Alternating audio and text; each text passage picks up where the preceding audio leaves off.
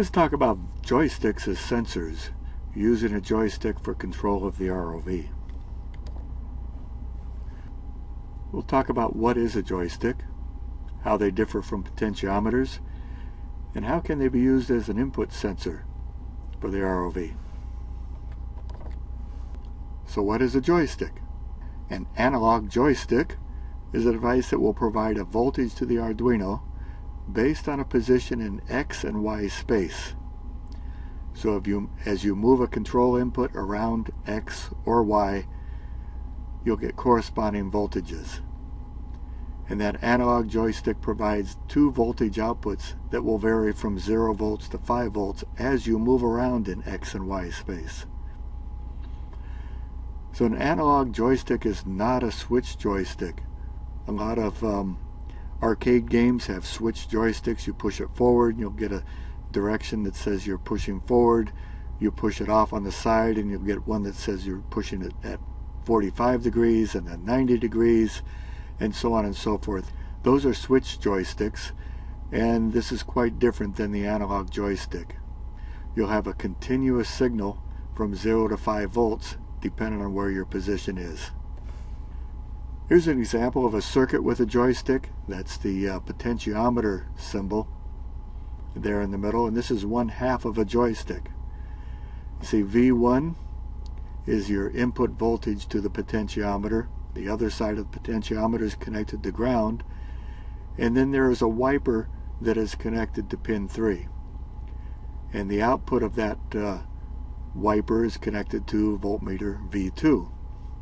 Now as we move the potentiometer from full counterclockwise to full clockwise, the wiper will move along a resistance.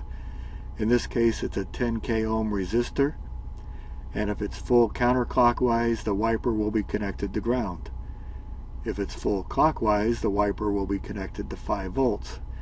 If it's somewhere in between, there will be a voltage output V2 that is proportional to the ratio of the two resistances that are created. So we can see what we're talking about here. Let's go to the equivalent circuit with two resistors.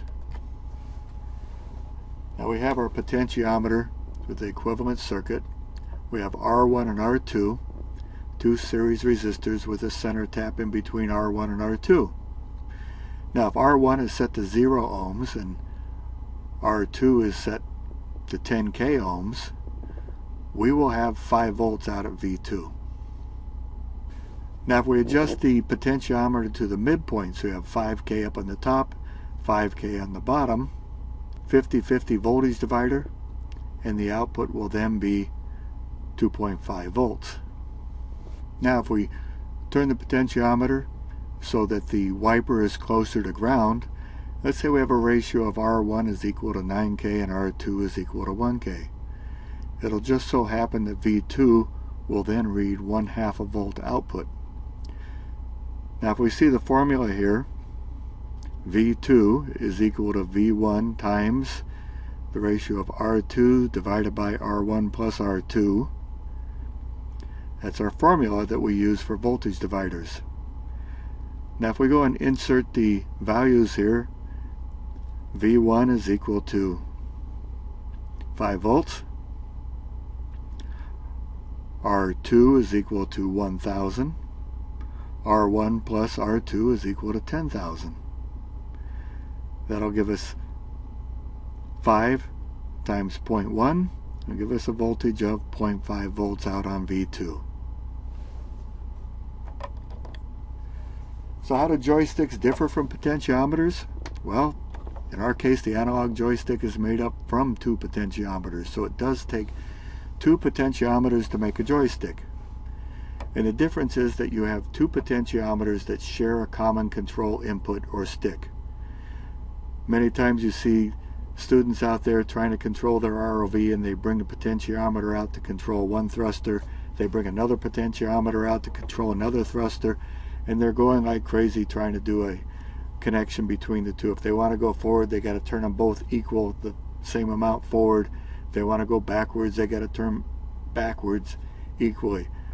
Never figured out why they try doing this, but nonetheless we've seen it out there, students trying to make that work. With a simple joystick, you can move the stick left to right, and the x-axis potentiometer will vary. You move the stick up and down, and the y-axis potentiometer will vary. And both potentiometers can vary simultaneously with the position of the stick, so you can get almost any position in XY space then translated to two different output voltages. Well, how are we going to use this as an input sensor for the ROV? By doing some math and position of the joystick, we can generate control inputs so that we're able to control the thrusters properly. For vertical thrusters, the y-axis can be used for up and down. That's pretty straightforward. Push the potentiometer up, the ROV goes up. Push the potentiometer down, the ROV goes down. Then for side-to-side crabbing or sway, the x-axis can be used to ROV for side-to-side. If you have a vector vertical thruster arrangement, you can utilize the x-axis plus a little math to create the right thruster outputs to create the side-to-side sway. If you have an orthogonal thruster configuration, you can take this side-to-side x-axis and directly drive your crabbing thruster. Now if we add a second joystick, the x and y values can be used to control the forward, reverse, and turning. We're not going to be able to directly control the x and y thrusters. For instance, you take the x value and run that to the left thruster and the y value and run that to the y thruster. We're going to do a little math and a little joystick positioning, but we'll get to that later on in the module. What I have here is an equivalent circuit. I have two potentiometers and a push button switch, and this is how it will be connected to our Arduino. You'll have 5 volts and ground going to one potentiometer, 5 volts and ground going to the other potentiometer, and those center or wiper outputs going to A0 and A1. There's also a push button switch on the joystick, and that can be used to trigger things, and that has a pull up to 5 volts to hold that voltage at 5 volts when it's not being pushed. And then when the push button is pushed, it will make contact and bring that point to 0 volts. And we're going to be bringing that signal into pin 8 on the Arduino. Here's a schematic of our equivalent circuit. We have 5 volts and ground going to the potentiometer and the pull-up resistor. And then we have the signals wired up to the Arduino.